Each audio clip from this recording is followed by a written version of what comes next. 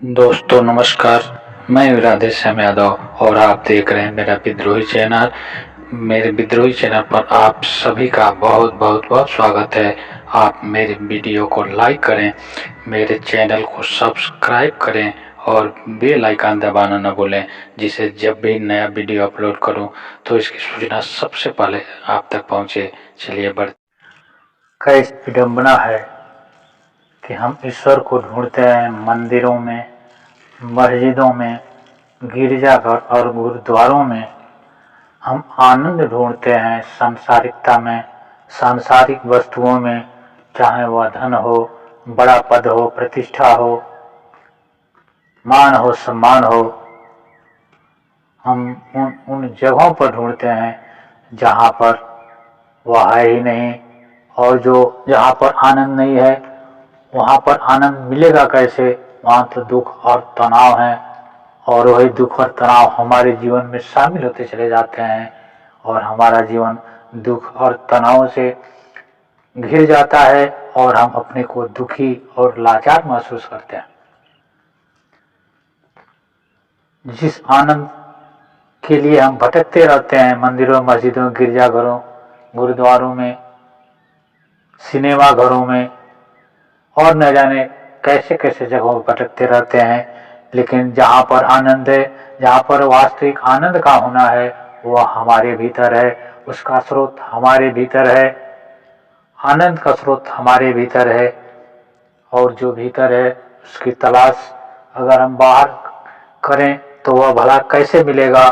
युगों युगों से, अनंत काल से हम उस आनंद की तलाश बाहर करते रहे हैं, और वह आनंद है हमारे भीतर।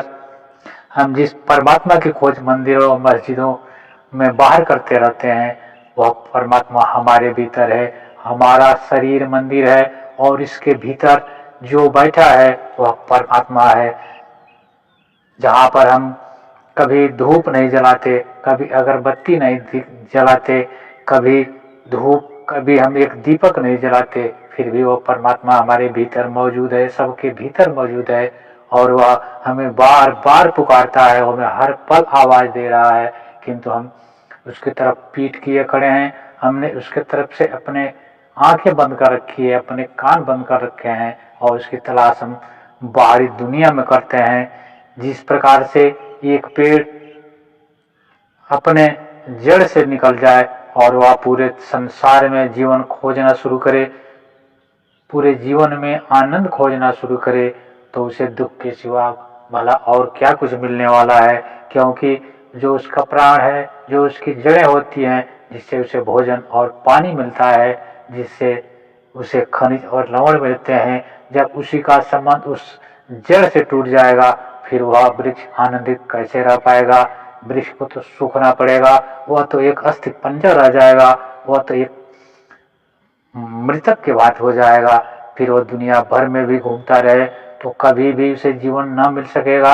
हमारे भी सभी दुखों का कारण वही है, हम अपने जड़ों से भटक गए हैं। जहाँ पर हमारा आनंद है, जहाँ पर हमारा होना है, जहाँ पर हमारे भीतर परमात्मा रूपी फूल खिल सकता है, हम उस जगह से हट करके बाहरी दुनिया में खोजते हैं। उस वृक्ष की तरह से हमारी जड़ें उखड़ गई हैं, हम अपने मूल स्रोत से टूट गए हैं।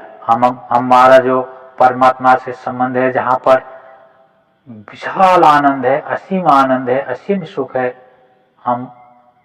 हमारी जड़ें वहां से उखड़ गई हैं और हमारा जीवन मृतक हो गया है। हम मात्र कंकड़ पत्थर बन के रह गए हैं, क्योंकि हमारा अस्तित्व, हमारा स्रोत, हमारी जड़ें तो हमारे भीतर है। यह शरीर हमारा मंदिर है और इसके भीतर जो बैठा हुआ हमारा हमारा परमात्मा है, हम उससे संबंध तोड़ रखा है, और इसलिए हम बेचैन रहते हैं, दुखी रहते हैं, तनावग्रस्त रहते हैं, आनंद के लिए भटकते रहते हैं। जिस दिन हमारा जुड़ाव अपने भीतर से हो जाता है, अपने उस परम ब्रह्म से हो जाता है, जो युगों युगों से हमारे भीतर बैठा हुआ है, जो हमारे जागने की हर पल प्रतीक्षा में पड़ा रहता है, हर पल हमें सचेत करता रहता है जागने के लिए। जिस पल हम जाग जाते हैं, जिस पल हमारा उस परमात्मा से मिलन हो जाता है, जिस पल हम अपने स्रोत से जुड़ जाते हैं, उस पल हमारे जीवन में असीम आनंद के फूल खिलते हैं। हमारे भीतर एक आनंद का फूल का बीज है जो खिलने के लिए बेचैन है।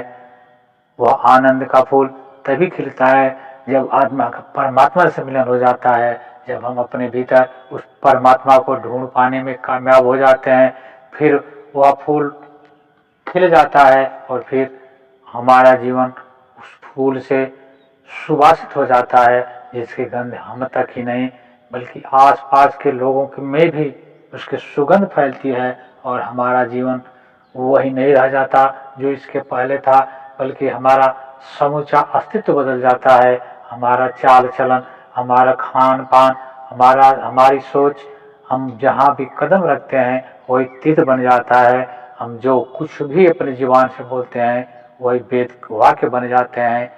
लेकिन यह तभी संभव है जिस पल हम अपने भीतर के उस परमात्मा से जुड़ जाते हैं। उस पल हमें अपने अस्तित्व का पता लगता है, उस पल हमें अपनी क्षमताओं का पता लगता है। यह क्षमता हर आदमी को देकर के उस ईश्वर ने भेजा है, यह क्षमता हर आदमी को जन्म से मिला हुआ है, लेकिन हम अपनी अज्ञानता के कारण, हम अपने अहंकार के कारण, हम अपनी विद्वता होने के भ्रम के कारण अपने मूल स्रोत से टूट गए हैं, और मूल स्रोत से टूट जाना ही हमारे सभी दुखों की जड़ है। उसी मूल स्रोत के बिरह वेदना में हमारा पूरा जीवन दुखी रहता है, और इसी आनंद की खोज में हम पूरे दुनिया भर में भटकते रहते हैं, पूरे जीवन भर भटकते रहते हैं, लेकिन कभी आंख उठाकर उस स्रोत को नहीं ढूंढते जिसके कारण हमारे भीतर वह दुख पैदा हुआ है, वह तनाव पैदा होता है, जिसके भरने के लिए हम बाहरी दुनिया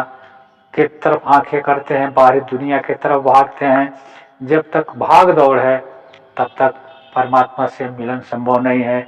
जिस पल हमारी भाग दौड़ बंद हो जाती है उसी पल परमात्मा के दर्शन होते हैं, और उसी पल हमारे जीवन में वह आनंद के फूल खिलते हैं, जिस फूल का खिला लेना ही हमारे इस मानव जीवन का उद्देश्य है। जिस फूल को खिलाने के लिए ही हम इस मानव शरीर में आए हैं, इस दुनिया में आए हैं। अगर हम उस फूल को खिलने से वंचित रह गए तो यह कमी हमारे सिवा किसी और की नहीं, क्योंकि परमात्मा बार बार हमें अवसर देता है, युगों युगों से वह हमें अवसर देता रहता है, लेकिन हम अपनी अज्ञानता के कारण, हम अपने ब्रह्मजाल के कारण वहाँ से भटक गए हैं। हमने उसकी तरफ पीठ कर रखी है, हम अपने उस स्रोत से विमुख हो गए हैं। जिस पल हम अपने उस जड़ से के सम्मुख खड़े हो जाते हैं उसी पल हमारा जीवन बदल जाता है, और हमारे जीवन में आनंद के फूल खिलते हैं।